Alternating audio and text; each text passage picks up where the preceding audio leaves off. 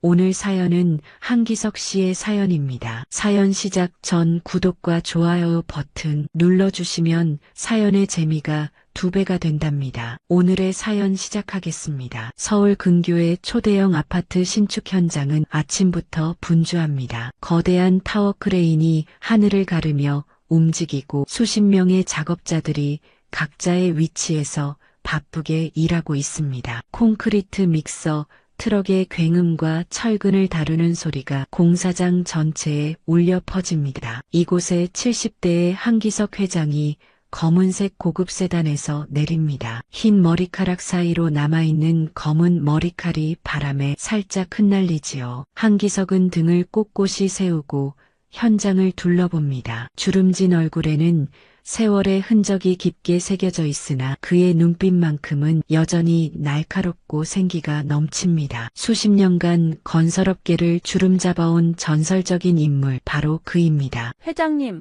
오늘 일정은 현장 점검 후 본사에서 임원회의가 있습니다. 장혜민 비서가 곁에서 일정을 상기시킵니다. 60대의 장혜민은 30년 넘게 한기석의 그림자처럼 그를 보좌해왔죠. 한기석은 고개를 끄덕이며 현장을 걷기 시작합니다. 안전모를 쓴 작업자들이 그를 발견하고 허리를 숙여 인사합니다. 한기석은 익숙한 듯 가볍게 손을 들어 응답하고 현장 소장의 설명을 들으며 공정 상황을 확인합니다. 점심시간이 다가오는군요. 오늘은 현장 식당에서 식사하겠습니다. 한기석이 말합니다. 장혜민의 눈이 살짝 커집니다. 현장 식당에서요? 본사로 돌아가 드시는 게 어떨까요? 가끔은 현장 직원들과 같은 밥을 먹어봐야지. 우리 회사 현장 식당이 얼마나 좋은지 직접 확인해봐야 하지 않겠나. 현장 식당은 작업자들로 북적입니다. 한기석이 들어서자 잠시 정적이 흐르더니 곧 다시 왁자지껄한 식사 분위기가 이어집니다. 한기석은 평소와 다름없이 배식대에 서서 줄을 서고 식판을 받아듭니다. 여기 김치 추가해 드릴게요. 맑고 밝은 목소리에 한기석이 고개를 들자 서하윤의 미소가 눈에 들어옵니다. 29살의 젊은 여성이 정갈하게 묶은 머리에 식당 유니폼을 입고 서 있습니다. 그녀가 김치를 담아주며 미소 지을 때 한기석의 시간이 멈춘 듯합니다. 서하윤의 눈매, 입술 모양, 웃을 때 살짝 치켜 올라가는 눈꼬리까지 오래전 기억 속에 묻어둔 아내 윤채영의 모습과 오버랩됩니다. 한기석은 무언가에 홀린 듯 서하윤을 바라봅니다. 그녀의 이마 위로 흘러내린 머리카락을 정리하는 손짓, 미소 짓는 방식까지 너무나 익숙합니다. 귓가에 어린 딸의 웃음소리가 들리는 듯합니다. 가슴 한구석이 묵직하게 조여오고 오랜 시간 묻어두었던 그리움이 물밀듯 밀려옵니다. 회장님 괜찮으십니까? 장혜민의 목소리에 한기석은 정신을 차립니다. 저 직원 이름이 뭐지? 한기석이 작은 목소리로 묻습니다. 확인해 보겠습니다. 장혜민이 답합니다. 한기석은 식사를 마치고 자리에서 일어나며 한 번 더 서하윤을 바라봅니다. 마음속 깊은 곳에서 무언가가 꿈틀거립니다. 오래된 기억이 서서히 깨어나고 있습니다. 한기석은 현장 식당을 나오며 장혜민에게 물었습니다. 그 직원에 대해 알아봤나? 장혜민은 고개를 끄덕입니다. 서하윤이라는 이름으로 근무 중이지만 원래 이름은 한윤서였답니다. 과거에는 한소은이라는 이름도 사용했다고 하네요. 어머니와 단둘이 살았는데 어머니는 3년 전 암으로 돌아가셨다고 합니다. 한기석의 발걸음이 멈춥니다. 귀를 의심하는 듯 장혜민을 바라봅니다. 한소은이라고? 확실한가? 네, 정확합니다. 그녀의 이력서와 주민등록 초범까지 확인했습니다.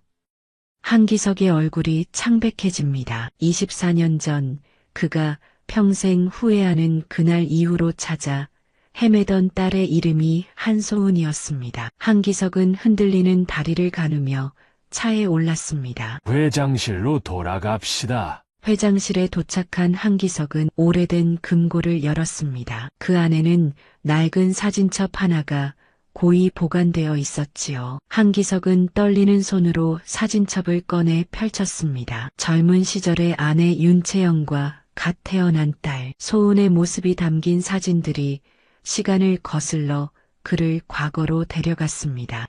채영아, 한기석이 아내의 사진을 쓰다듬으며 중얼거렸습니다. 눈을 감으니 과거의 기억이 물밀듯 밀려옵니다. 사업 확장에 몰두하던 30대 중반 한기석은 가족보다 일을 우선시했습니다. 더 큰 문제는 아들을 바라던 어머니가 딸을 낳은 윤채영을 냉대했다는 점이었죠. 윤채영은 시어머니의 구박과 남편의 무관심 속에서 점점 지쳐갔습니다. 그리고 어느 날 윤채영은 5살 배기 소은을 데리고 사라졌습니다. 남겨진 짧은 편지에는 더 이상 버틸 수 없습니다. 소은이를 행복하게 키우겠습니다라는 내용뿐이었지요. 그날 이후 한기석은 사업과 명예를 쌓는 한편 비밀리에 가족을 찾아 헤매었습니다. 회장님, 서하윤이 정말 한소은이라면 그녀가 바로 회장님의 딸일 가능성이 높습니다. 장혜민의 말에 한기석은 깊은 한숨을 내쉬었습니다. 채영이가 세상을 떠났다고? 한기석의 목소리가 떨렸습니다. 내 폐암이었다고 합니다. 서하윤이 대학 졸업과 동시에 투병 중이던 어머니를 모셨고 어머니의 임종을 지켰다고 하네요. 한기석은 눈을 감았습니다. 한평생 다시 만나기를 원했던 아내는 이미 이 세상 사람이 아니었습니다. 가슴 한편이 무너져 내리는 듯 했지요. 그녀에게 더 자세한 정보가 있나? 장혜민이 태블릿을 넘기며 말했습니다. 서하윤은 건축공학을 전공했습니다. 성적도 우수했죠. 어머니 병간호를 위해 취업을 미루다가 올해 초 우리 회사에 입사했습니다. 현재는 현장 식당에서 파트타임으로 일하면서 내부 직원 채용에 지원한 상태입니다. 한기석의 시선이 한 가지에 멈춥니다. 서하윤의 사진 속 그녀의 머리를 장식한 나비 모양 핀이었지요. 저 머리핀.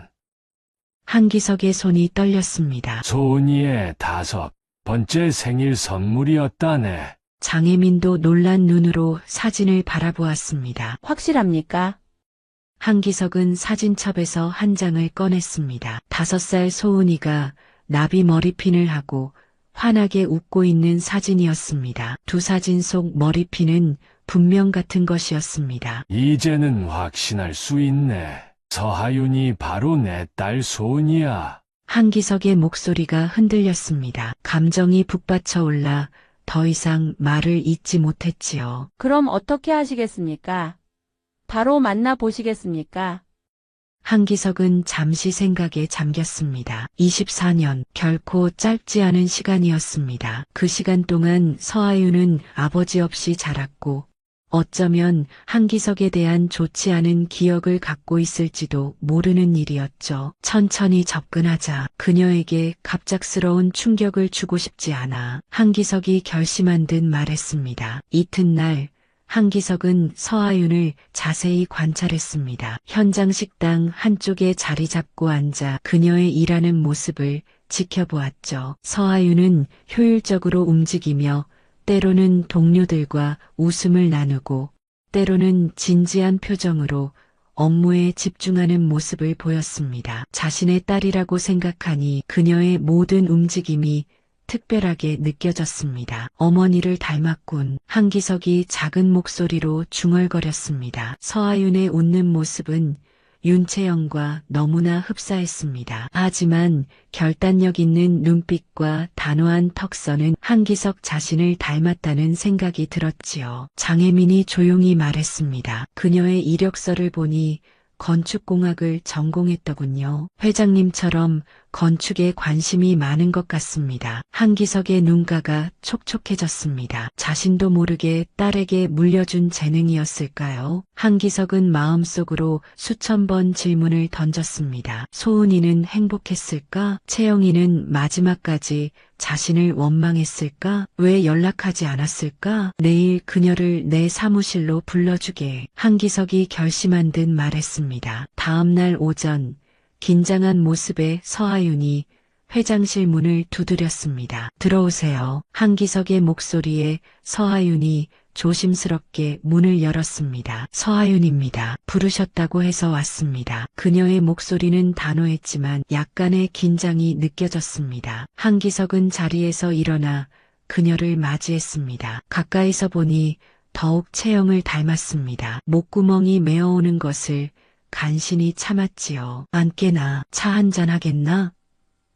한기석이 차분하게 말했습니다. 서하윤은 의아한 표정으로 자리에 앉았습니다. 무슨 일로 저를 부르신 건가요? 한기석은 잠시 그녀를 바라보다가 조심스럽게 말문을 열었습니다. 자네가 제출한 채용 지원서를 봤네. 건축공학을 전공했다고? 네, 대학에서 건축공학을 공부했습니다. 왜 현장 식당에서 일하고 있지? 자네 같은 인재라면 바로 설계팀에서 일할 수 있을 텐데. 서하윤은 잠시 망설이다 답했습니다. 어머니가 돌아가시고 취업 준비를 제대로 하지 못했어요. 일단 회사에 발을 들여놓고 싶어서 지원했습니다. 한기석은 고개를 끄덕였습니다. 자네 이력을 보니 학교에서 성적도 우수했더군. 다음 주부터 설계팀으로 발령 내겠네. 서하윤의 눈이 커졌습니다. 정말인가요? 하지만 정식 채용 절차도 거치지 않고 내가 직접 면접을 보는 셈이라네. 자네의 능력을 믿어. 서하윤은 어리둥절한 표정을 지었습니다. 이런 갑작스러운 제안이 의아했지요. 감사합니다만 이렇게 특별 대우를 해주시는 이유가 궁금합니다. 한기석은 책상 서랍에서 작은 상자를 꺼냈습니다. 그 안에는 오래된 나비 머리핀이 들어있었습니다. 소은이의 것과 동일한 디자인의 핀이었죠. 혹시 이런 머리핀 가지고 있지 않나? 한기석이 조심스럽게 물었습니다. 서하윤의 표정이 굳었습니다. 그녀는 본능적으로 자신의 머리에 꽂힌 나비핀을 만졌습니다. 이건 어떻게 아시죠? 한기석의 심장이 빠르게 뛰었습니다. 이제 돌이킬 수 없는 순간이었습니다. 혹시 토토라는 별명을 기억하나? 서하윤의 얼굴이 창백해졌습니다. 어린 시절 어머니만 부르던 애칭이었습니다. 누구시죠? 어머니를 아시나요? 한기석은 깊은 숨을 내쉬었습니다. 나는 자네의 아버지라네, 소은아. 서하윤은 자리에서 벌떡 일어났습니다. 그녀의 눈에 당혹감과 분노가 교차했습니다. 무슨 말씀을 하시는 거죠? 제 이름은 서하윤이고 한윤서입니다. 소은이란 이름은 어릴 적 이름이지. 5살 때까지 그렇게 불렀어. 엄마가 토토라고 불렀고 올 때면 내가 이 나비핀으로 달래곤 했지. 서하윤의 눈에 눈물이 고였습니다. 떨리는 목소리로 말했습니다. 당신이 정말 제 아버지라면 왜 이제야 나타난 거죠? 어머니는 평생 아버지는 우리를 버렸다고 말씀하셨어요. 한기석은 가슴이 찢어지는 듯한 아픔을 느꼈습니다. 그건 사실이 아니야. 내가 너희를 찾아 헤맸단다. 하지만 서하윤은 이미 분노와 혼란에 휩싸여 있었습니다. 24년이나 걸렸나요? 어머니가 홀로 저를 키우시느라 얼마나 고생하셨는지. 당신이 어떻게 지금 와서. 말을 마치지 못한 서하윤은 눈물을 참지 못하고 회장실을 뛰쳐나갔습니다. 한기석은 그녀를 막지 않았습니다. 시간이 필요하다는 것을 알았기 때문입니다. 채영아, 미안하다. 한기석은 텅 빈 사무실에서 중얼거렸습니다. 그의 얼굴에도 눈물이 흘러내렸습니다. 서하윤은 회사를 뛰쳐나와 정신없이 거리를 걸었습니다. 머릿속이 복잡했습니다. 어린 시절의 희미한 기억들이 물밀듯이 밀려오는 가운데 어머니 윤채영의 말이 계속 귓가에 맴돌았습니다. 아버지는 우리를 버렸어. 다시는 찾지 않을 거야. 골목길에 들어서자 발걸음이 저절로 느려졌습니다. 서하윤은 길가 벤치에 앉아 얼굴을 두 손으로 감쌌습니다. 감정이 복잡하게 뒤엉켜 있었죠. 분노, 혼란, 그리고 묘한 안도감까지. 어쩌면 24년 동안 그녀의 마음 한구석에는 아버지를 만나고 싶은 작은 소망이 있었는지도 모릅니다. 아직도 이 핀을 갖고 있다니. 서하윤은 머리에서 나비핀을 빼내어 바라보았습니다. 어머니는 이 핀이 특별하다며 소중히 간직하라고 했었습니다. 웬만해선 착용하지도 않았지만 오늘따라 꽂고 나온 것이 운명처럼 느껴졌습니다. 휴대폰이 울렸습니다. 화면에는 말순 할머니라는 이름이 떠 있었습니다. 오말순 할머니는 어머니의 유일한 친구이자 서하윤의 보호자 같은 존재였습니다. 어머니가 돌아가신 후에도 가끔 연락하며 지내는 사이였죠. 할머니, 서하윤의 목소리가 떨렸습니다. 윤서야, 무슨 일 있니? 목소리가 안 좋구나. 할머니, 제 아버지라는 사람을 만났어요. 전화기 너머로 잠시 침묵이 흘렀습니다. 어떻게 그를 만났니? 제가 일하는 회사의 회장님이셨어요. 한기석이라는 분. 서하윤의 말에 오말순은 더 이상 놀라는 기색을 보이지 않았습니다. 할머니, 알고 계셨나요? 오말순은 깊은 한숨을 내쉬었습니다. 내 어머니가 세상 떠나기 전에 나에게 부탁했단다. 만약 그 사람이 너를 찾아오면 진실을 말해주라고. 서하윤은 충격에 휩싸였습니다. 어떤 진실이요? 내 아버지가 너희를 버린 게 아니라는 것. 내 어머니가 도망친 거였단다. 서하윤은 자리에서 벌떡 일어났습니다. 그럼 어머니가 거짓말을 하신 거예요? 왜요? 오늘 내 집으로 오너라. 오래된 이야기를 해줄게. 1시간 후 서하윤은 오말순 할머니의 작은 아파트에 도착했습니다. 오말순은 차분하게 차를 준비하며 말했습니다. 내 어머니는 매우 자존심 강한 사람이었단다. 처음에는 너무 행복해 보였지. 한기석과의 결혼 생활이 꿈만 같았을 거야. 하지만 시어머니가 문제였단다. 오말순은 찻잔을 서하윤에게 건네며 계속 이야기했습니다. 시어머니는 며느리에게 아들을 낳으라고 압박했지. 내가 딸로 태어나자 시어머니의 냉대는 더 심해졌어. 내 아버지는 사업 확장에 몰두하느라 이런 상황을 제대로 보지 못했단다. 그래서 어머니가 저를 데리고 도망치신 거예요? 그렇단다. 내 어머니는 내가 그런 환경에서 자라는 것을 원치 않았어. 특히 내 할머니가 내게까지 냉대하는 모습을 견딜 수 없었지. 그래서 편지 한 장 남기고 떠난 거야. 서하윤의 눈에서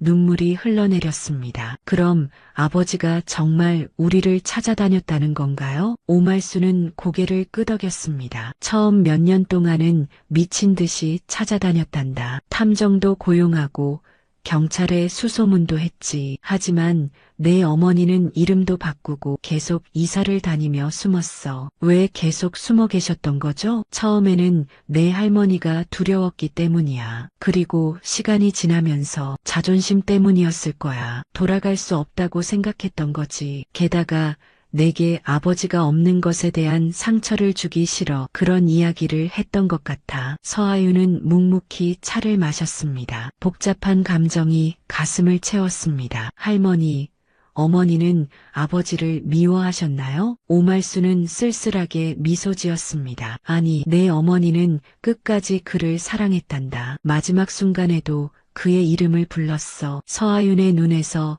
눈물이 더 많이 흘러내렸습니다. 어머니가 평생 가슴에 품었던 사랑과 아픔을 이제야 이해할 수 있었습니다. 그럼 제가 어떻게 해야 할까요? 오말순은 서하윤의 손을 꼭 잡았습니다. 그건 내가 결정할 일이야. 하지만 기회가 있다면 한 번쯤 그를 알아가는 시간을 가져봐. 내 아버지는 비록 실수를 했지만 너를 찾기 위해 포기하지 않은 사람이란다. 서하윤은 고개를 숙였습니다. 24년의 시간이 한순간에 뒤바뀐 기분이었습니다. 어머니에 대한 기억, 아버지에 대한 분노, 그리고 이제 알게 된 진실까지 모든 것이 복잡하게 얽혀 있었지만 한 가지 분명한 것은 자신의 뿌리를 찾았다는 사실이었습니다. 나흘이 지났습니다. 한기석은 서하윤에게 연락을 시도하지 않았습니다. 그녀에게 생각할 시간을 주고 싶었기 때문입니다. 대신 장혜민을 통해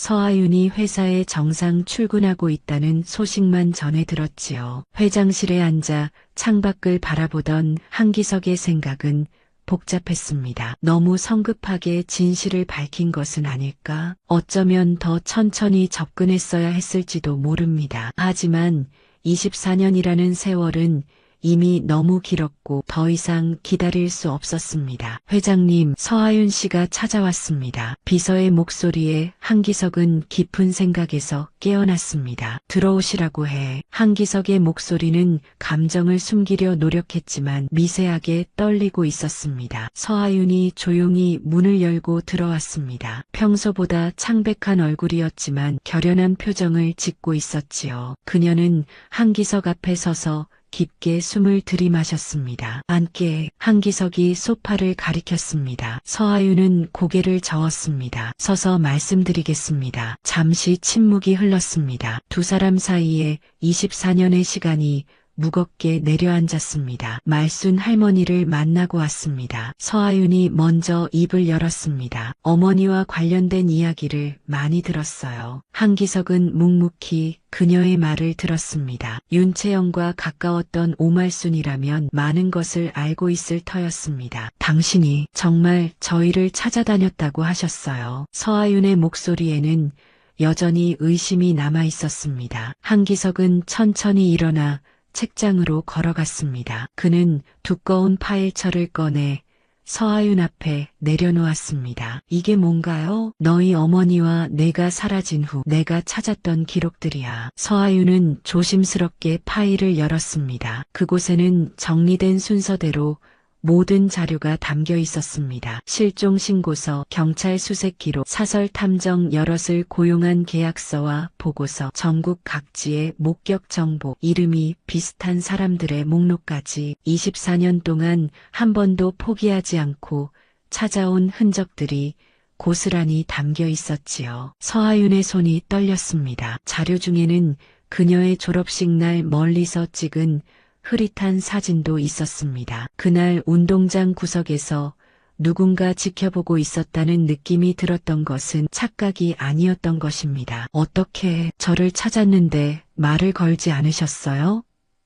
서하윤이 물었습니다. 한기석의 눈에 슬픔이 어렸습니다. 너희 어머니가 나를 원치 않았기 때문이야. 몇 번 가까이 다가갔지만 채영이는 항상 도망쳤어. 그래서 멀리서라도 너희가 잘 지내는지 확인하는 것으로 만족했단다. 서하윤은 파일 아래쪽에서 작고 낡은 상자를 발견했습니다. 그 안에는 옛날 인형, 그림체, 작은 신발 한 켤레가 있었습니다. 모두 소은이라는 이름이 적혀 있었지요. 이건 내가 좋아했던 것들이야. 언젠가 너를 다시 만나면 돌려주려고 보관해뒀지. 서하윤은 인형을 조심스럽게 들어 올렸습니다. 5살 때의 기억은 희미했지만 이 인형만큼은 선명하게 기억났습니다. 미미라는 이름의 토끼 인형이었지요. 미미. 서하윤이 작게 중얼거렸습니다. 한기석의 눈이 커졌습니다. 기억하는구나. 조금요. 이 인형을 안고 잠들던 기억이 있어요. 두 사람 사이에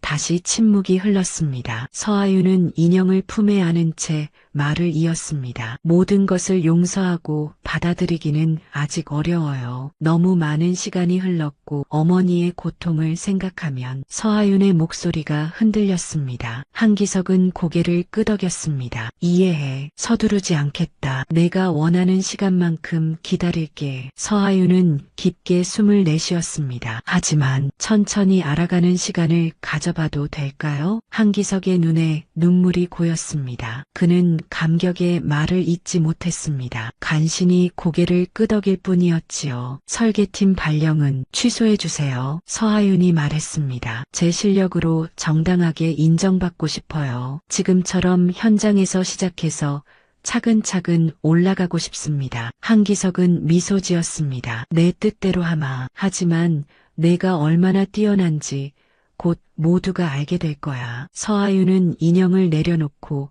고개를 숙였습니다. 그럼 이만 가보겠습니다. 소은아, 아니 하윤아. 한기석이 그녀를 불렀습니다. 어머니 산소에 함께 가줄 수 있을까? 서하윤은 잠시 생각하더니 대답했습니다. 다음 주 일요일에 가겠습니다. 일요일 아침, 한기석은 평소보다 일찍 일어났습니다. 옷장 앞에 서서 한참을 고민했습니다. 딸과 함께 아내의 묘소를 찾아가는 날 무엇을 입어야 할지 결정하기 어려웠습니다. 결국 그는 평소 즐겨 입는 정장 대신 단정한 캐주얼 차림을 선택했습니다. 채영이가 생전에 좋아했던 네이비색 셔츠였지요. 준비는 다 되셨습니까? 장혜민이 조심스럽게 물었습니다. 한기석은 고개를 끄덕였습니다. 그의 손에는 흰 국화 한 다발이 들려 있었습니다. 차는 준비됐나? 네. 아래에서 대기 중입니다. 한기석은 깊은 숨을 들이마셨습니다. 오늘은 혼자 다녀올 테니 다른 일정은 전부 취소해주게. 약속 장소인 시청 앞에 도착하자 서하윤이 이미 기다리고 있었습니다. 그녀 역시 단정한 차림으로 손에는 들꽃 다발을 들고 있었습니다. 한기석이 천천히 차에서 내려 그녀에게 다가갔습니다. 오래 기다렸나? 한기석이 물었습니다. 서하윤은 고개를 저었습니다. 방금 왔어요. 두 사람은 어색한 침묵 속에서 한기석의 차에 함께 탔습니다. 한기석이 직접 운전대를 잡았고 서하윤은 조수석에 앉았습니다. 차 안은 고요했습니다. 라디오도 틀지 않은 채 오직 주변 도로의 소음만이 간간히 들려올 뿐이었습니다. 어머니는 어떤 분이셨나요? 서하윤이 마침내 침묵을 깼습니다. 제가 기억하는 어머니와 당신이 기억하는 어머니는 다를 것 같아서요. 한기석은 잠시 생각에 잠겼습니다. 윤채영에 대한 기억이 물밀듯 밀려왔습니다. 채영이는 굉장히 밝고 활기찬 사람이었단다. 웃을 때면 주변 사람들까지 따라 웃게 만드는 매력이 있었지. 그리고 무척 강인했어. 자신이 옳다고 생각하는 일은 끝까지 밀어붙이는 고집도 있었고. 서하윤은 창밖을 바라보며 미소 지었습니다. 그런 면은 제가 봐왔던 어머니와 같네요. 하지만 제가 아는 어머니는 조금 쓸쓸해 보이기도 했어요. 특히 비 오는 날이면 창가에 앉아 멍하니 바깥을 바라보시곤 했죠. 한기석의 손이 핸들을 꽉 쥐었습니다. 가슴 한구석이 아프게 조여왔습니다. 비 오는 날이면 우리가 처음 만났던 날을 생각했을지도 모르겠구나. 대학교 도서관 앞 버스 정류장에서 우산을 같이 쓰던 날 말이야. 서하윤은 조금 놀란 듯 한기석을 바라보았습니다. 어머니도 그 이야기를 해주셨어요. 우산 없이 비를 맞고 있던 대학생에게 다가가서 우산을 같이 쓰자고 제안했다고. 한기석은 쓸쓸한 미소를 지었습니다. 맞아. 내가 그 대학생이었지. 당시 나는 가난한 장학생이었고 채영이는 부유한 집안의 딸이었어. 전혀 어울리지 않는 조합이었지만 채영이는 그런 것에 개의치 않았어. 차는 서서히 교회로 향했습니다. 도심의 빽빽한 건물들이 점점 뒤로 물러나고 녹색 풍경이 창문 너머로 펼쳐졌습니다. 어머니가 돌아가실 때 많이 힘들었겠구나. 한기석이 조심스럽게 말했습니다. 서하윤의 눈에 눈물이 맺혔습니다. 마지막까지 강인하셨어요. 자신보다 제 걱정을 더 많이 하셨죠. 대학 졸업식에 참석하시겠다고 항암 치료도 미루실 정도였으니까요. 한기석도 눈시울이 붉어졌습니다. 채영이다운 모습이구나. 항상 자신보다 다른 사람을 먼저 생각했으니. 어머니가 마지막에 한 말씀이. 한기석이 숨을 멈췄습니다. 뭐라고 하셨니? 아버지를 만나게 되면 과거는 묻어두렴. 그도 충분히 고통받았을 테니라고 하셨어요. 한기석의 시선이 흐려졌습니다. 눈물이 볼을 타고 흘러내렸습니다. 그는 차를 잠시 길가에 세웠습니다. 감정을 추스르기 위해서였지요. 마지막까지 그런 말을 했다니. 채영이가. 한기석은 더 이상 말을 잇지 못했습니다. 서하윤 역시 눈물을 참지 못했습니다. 둘은 서로 말없이 각자의 슬픔을 나누었습니다. 한참 후 한기석은 다시 차를 출발시켰습니다. 묘지에 도착한 두 사람은 천천히 윤채영의 묘소로 향했습니다. 묘비 앞에 서서 한기석은 조심스럽게 꽃을 올렸습니다. 그리고 무릎을 꿇고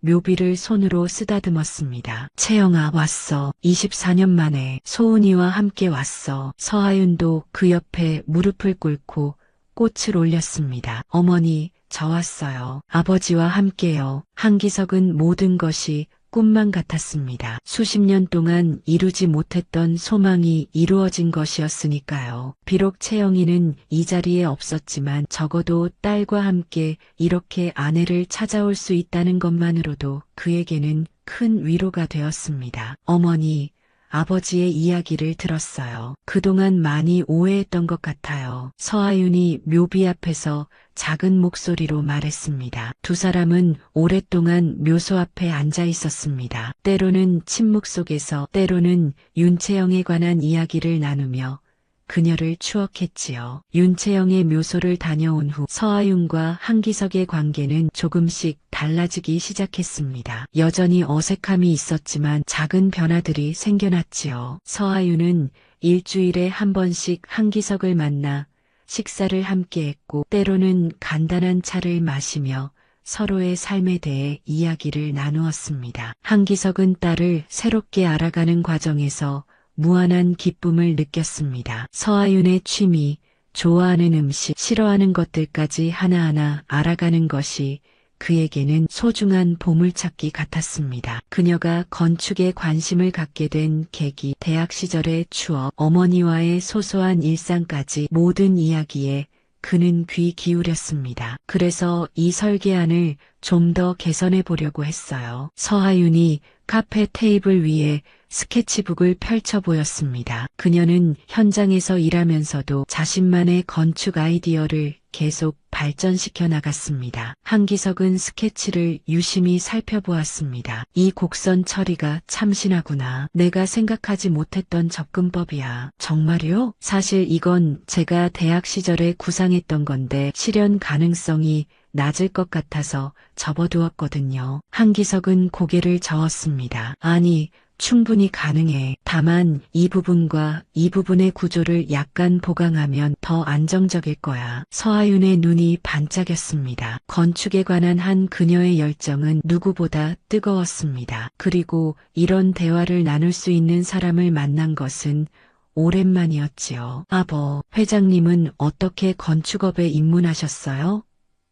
서하윤이 물었습니다. 여전히 아버지라는 호칭이 쉽게 나오지 않았지만 적어도 회장님이라고 부르기 시작했다는 것은 작은 진전이었습니다. 한기석은 커피잔을 천천히 돌리며 말했습니다. 원래는 건축가가 되고 싶었어. 대학에서 건축공학을 전공했지만 졸업 후에는 건설 현장에서 일을 시작했단다. 당시에는 워낙 가난했으니까. 그러다 기회가 와서 작은 건설회사를 인수했고 점점 사업을 키워나갔지. 꿈은 이루신 셈이네요. 한기석은 쓴웃음을 지었습니다. 어느 정도는 그렇지. 하지만 그 과정에서 가장 소중한 것을 잃었으니 진정한 성공이라 할 수는 없겠지. 침묵이 내려앉았습니다. 서하윤은 커피를 마시며 생각에 잠겼습니다. 그녀도 건축가가 되고 싶었지만 어머니의 병간호와 현실적인 문제로 꿈을 잠시 미루어 두었던 터였습니다. 나도 언젠가는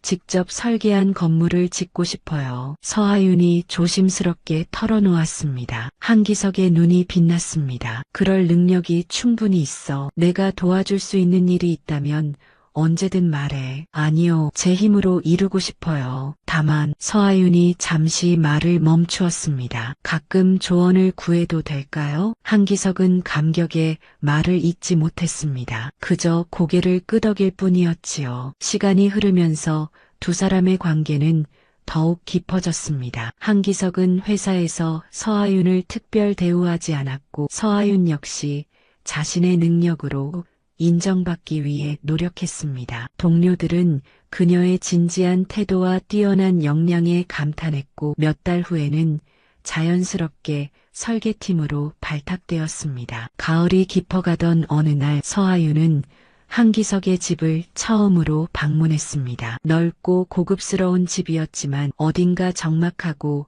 쓸쓸한 기운이 감돌았습니다. 혼자 이렇게 큰 집에서 사셨군요. 서하윤이 거실을 둘러보며 말했습니다. 한기석은 고개를 끄덕였습니다. 너무 크지. 사실 몇 년 전부터 이사할까 생각 중이었어. 서하윤은 벽에 걸린 사진들을 보았습니다. 대부분 건물 완공 시기나 비즈니스 행사 사진들이었지만 한쪽 구석에는 젊은 시절의 한기석과 윤채영의 사진 한 장이 있었습니다. 결혼식 사진이었지요. 어머니가 정말 아름다우셨네요. 서하윤이 사진을 바라보며 말했습니다. 한기석은 그 사진 옆으로 다가갔습니다. 그래.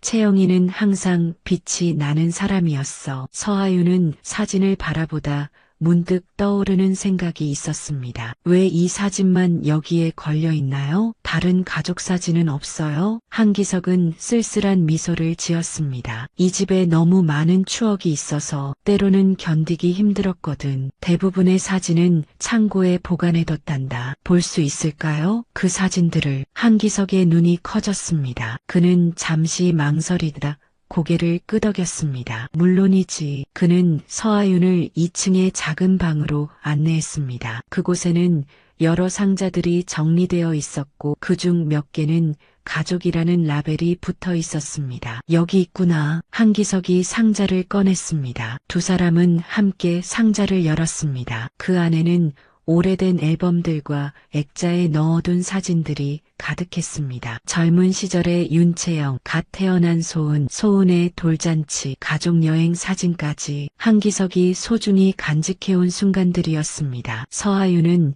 한 장 한 장 사진을 넘기며 자신의 잃어버린 유년 시절을 찾아갔습니다. 모래성을 싸는 어린 소은, 아버지 어깨에 타고 웃는 소은, 엄마와 함께 케이크를 먹는 소은. 이런 시간들이 있었네요. 서하윤의 목소리가 떨렸습니다. 겨울이 시작되던 어느 날 서하윤은 회사 설계팀에서 자신의 첫 프로젝트를 성공적으로 마무리했습니다. 친환경 어린이 도서관 설계였는데 그녀의 창의적인 아이디어와 세심한 디테일이 높은 평가를 받았지요. 팀원들의 축하를 받으며 사무실을 나서던 서하윤은 문득 이 기쁨을 누군가와 나누고 싶다는 생각이 들었습니다. 그녀는 망설임 없이 한기석에게 전화를 걸었습니다. 회장님, 오늘 시간 되세요? 좋은 소식이 있어서요. 한기석은 흔쾌히 약속을 잡았고 둘은 한강이 내려다 보이는 조용한 레스토랑에서 만났습니다. 창밖으로는 눈이 조금씩 내리기 시작했습니다. 첫눈이었지요. 축하해, 하윤아. 내 실력을 인정받았다니 정말 기쁘구나. 한기석이 와인 잔을 들어 올렸습니다. 서하윤도 미소 지으며 잔을 들었습니다. 감사합니다. 사실 이 설계안은 어머니와 함께 상상했던 도서관이에요. 어머니는 제가 어렸을 때부터 책을 좋아하셨거든요. 언젠가 모든 아이들이 편안하게 책을 읽을 수 있는 공간을 만들자고 하셨어요. 한기석의 눈이 촉촉해졌습니다. 채영이다운 생각이구나. 그녀는 항상 다른 사람을 먼저 생각했으니. 서하윤은 잠시 침묵했다가 조심스럽게 말을 꺼냈습니다. 어머니 생각이 많이 나요. 요즘엔. 나도 그래. 한기석은 창밖으로 눈을 바라보았습니다. 채영이는 첫눈을 무척 좋아했어. 매년 첫눈이 내리면 모든 것을 멈추고 함께 걸었지. 그랬군요. 저도 어머니와 눈 오는 날이면 항상 산책했어요. 그때는 몰랐는데 그 습관이 어디서 온 건지 이제야 알겠네요. 두 사람은 잠시 각자의 추억에 잠겼습니다. 레스토랑의 은은한 조명 아래 서하윤의 눈에 나비핀이 반짝였습니다. 지금도 그 핀을 하고 다니는구나. 한기석이 말했습니다. 서하윤은 손으로 핀을 만졌습니다. 이제는 특별한 날에만 해요. 오늘처럼요. 식사를 마치고 두 사람은 한강변을 걸었습니다. 눈은 점점 더 굵어졌고 발자국을 남기며 천천히 걸었습니다. 하윤아, 내게 부탁할 게 있단다. 한기석이 갑자기 말했습니다. 네, 무슨 일인가요? 내가 은퇴를 생각하고 있어. 이젠 더 많은 시간을 가족과 함께 보내고 싶거든. 서하윤이 놀란 눈으로 한기석을 바라보았습니다. 은퇴요? 아직 회사가 필요로 할 텐데. 한기석은 미소 지었습니다. 회사는 충분히 안정되어 있어. 이제는 새로운 시각과 에너지가 필요한 때야. 그럼 누가 회장직을? 아직 정해진 건 없어. 하지만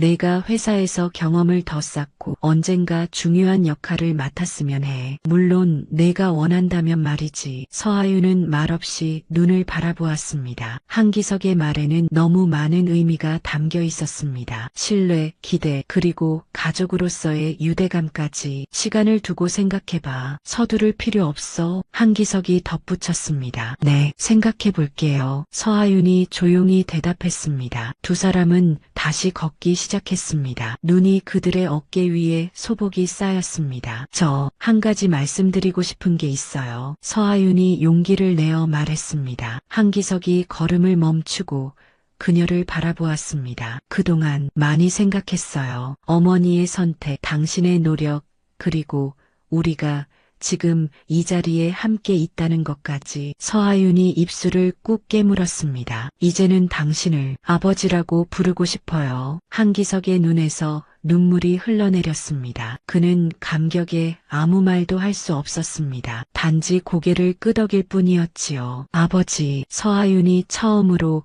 그를 아버지라고 불렀습니다. 그 한마디에 24년의 시간이 녹아내렸습니다. 한기석은 떨리는 손을 내밀었습니다. 서하윤은 망설임 없이 그 손을 잡았습니다. 두 사람은 말없이 서로를 바라보았습니다. 때로는 말보다 침묵이 더 많은 것을 전할 수 있는 법이지요. 일주일 후 한기석과 서하윤은 함께 윤채영의 묘소를 다시 찾았습니다. 이번에는 더 많은 이야기와 웃음을 가지고 왔습니다. 채영아, 우리 딸이 멋진 건축가가 되어가고 있어. 한기석이 묘비 앞에서 말했습니다. 내가 그토록 원했던 도서관도 설계했단다. 서하윤은 나비핀을 만지작거리며 미소 지었습니다. 어머니, 이제 아버지와 함께 당신을 찾아왔어요. 많이 늦었지만 우리 이제 진짜 가족이 되었어요. 한기석은 하늘을 바라보며 속삭였습니다. 채영아,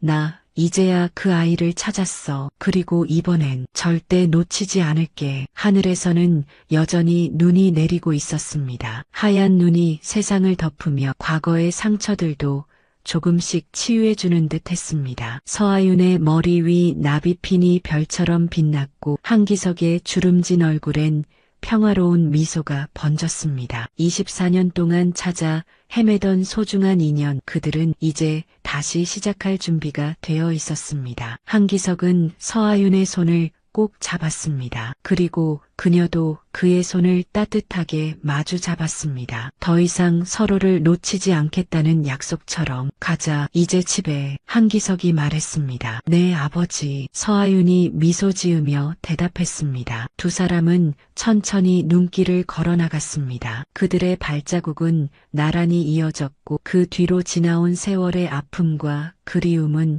하얀 눈에 덮여 조용히 치유되고 있었습니다.